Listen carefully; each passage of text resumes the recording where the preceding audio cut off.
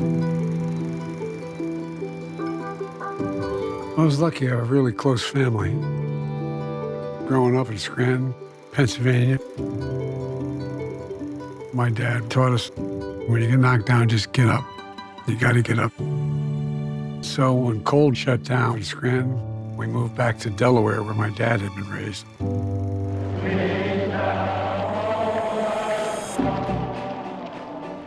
When I was in high school and college, I got interested in the civil rights movement.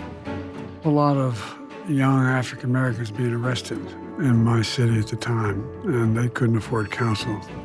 So when I passed the bar, I remember walking over to the public defender's office asking for a job. They said, "Are you serious? You want this job?" And so I took the job as a part-time public defender.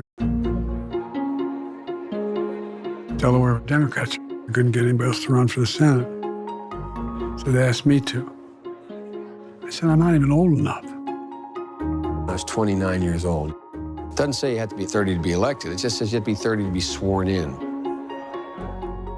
My sister managed my campaign.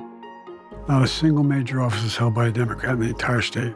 Hi, how are you? Hi, how are you? It's my name. But we just campaigned relentlessly. Look, if you like what you see, help me out. If not, vote for the other fellow. Look me over if you would. And we won. When I first met him, he had gone through a loss. My mom, Nelia, and my sister, Naomi, were killed. One of my earliest memories was being hospitalized for weeks. My dad always at our side. He was sworn in the hospital at my bedside. So help you God. I do. No man deserves one great love, let alone two. His strength and his resilience drew me into him. We never had to wonder about whether or not family was important. And so there's a real tight bond. Joe would commute every day to Washington by train.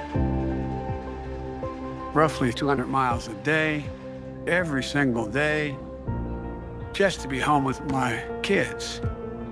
You've all had a chance, I hope, to meet my family. You trying to tell me to go, baby? Through personal triumphs and tragedies, Excuse me, 1983. my entire family, we found purpose in public life.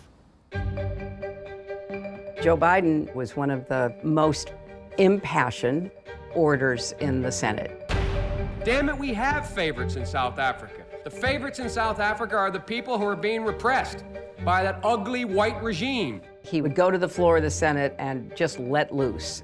We have favorites. Our loyalty is not to South Africa, it's to South Africans. He supported what we did to stop the slaughter in Bosnia and in Kosovo. This, as then in my view, is fascist thuggery on the march. It wasn't a big issue in America, but in terms of human decency, it was really important. He's most proud of the Violence Against Women Act. I admire your ability to share what you went through. I can only guess how painful that is. He just tells things like it is. I've been obviously somewhat outspoken. I want to tell you how it made me feel. These people are being crushed. I may be resigning from the Senate today, but I will always be a Senate man. I didn't want to be vice president.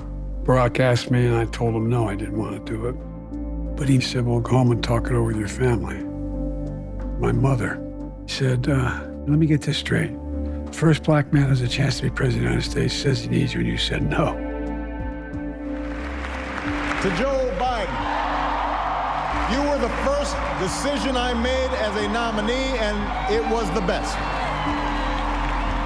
I think I was able to fill a couple gaps, particularly my ability to deal with the Congress. How are you? And maybe my background in foreign policy. So it was a good partnership. Which you like better, these or these? Joe, they're the same. One last chance to talk about our bromance.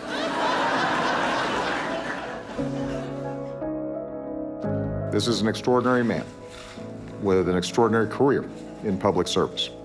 I am pleased to award our nation's highest civilian honor, the Presidential Medal of Freedom,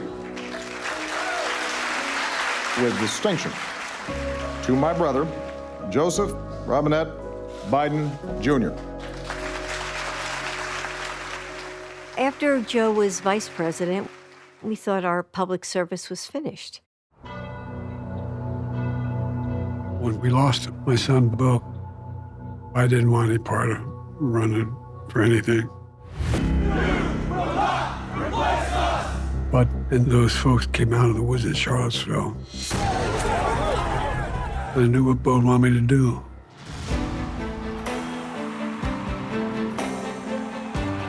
Folks, the people of this nation have spoken. So help me God. Congratulations, Mr. President. When we came into office, we immediately got to work. Our work began with getting COVID under control. We passed the American Rescue Plan. We gave Medicare the power to negotiate lower prices on prescription drugs. It's now law. We got it done. A once-in-a-generation investment in infrastructure. The largest jobs plan since World War II. Thank you.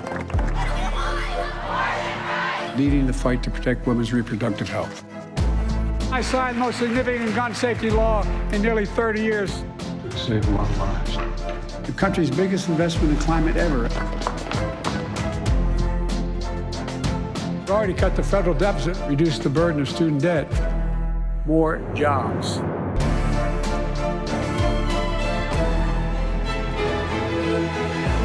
It's now the law.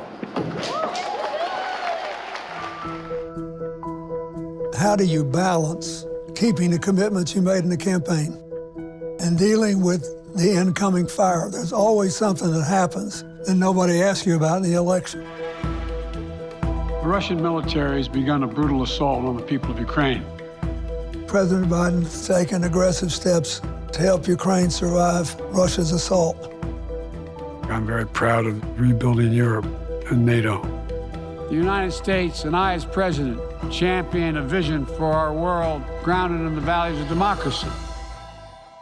If we don't lead the world, who does?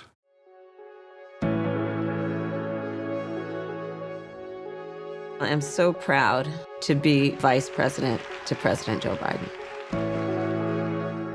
We got a lot of good stuff going.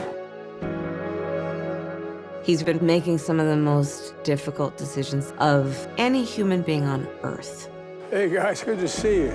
But he has an ability to think about how the American people will be affected. People don't understand how damn hard you work.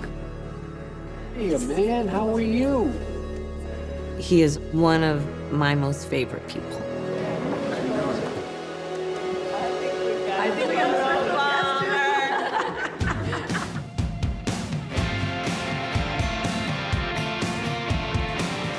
He has a bold vision.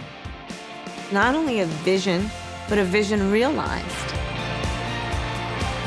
The first black woman to the United States Supreme Court. The Border Patrol Union has endorsed this bill. The Federal Chamber of Commerce is, yeah. You're saying no, look at the facts. He'll go up to the last minute of the last hour of the last day fighting for what he believes. Wall Street didn't build the country, the middle class built the country. He wakes up every day trying to make the lives of Americans better. We take care of our own, wherever this flag's flown. Because of his own personal experiences, Joe was able to empathize with somebody who has been through a terrible situation. Today, we're bringing home 3 American citizens and 1 American green card holder, imprisoned unjustly in Russia. President Biden's decision to withdraw as the Democratic nominee was one of the purest acts of patriotism I've seen in my life. I decided the best way forward is to pass the torch to a new generation. I want to bring greetings from our incredible President Joe Biden. It was the greatest honor of my life to sit behind that resolute desk to be President of the United States of America. But I care more about my country than I do about my remaining behind that desk. Thank you, Joe. Thank you, Joe. Thank you, Joe. Thank you, Joe.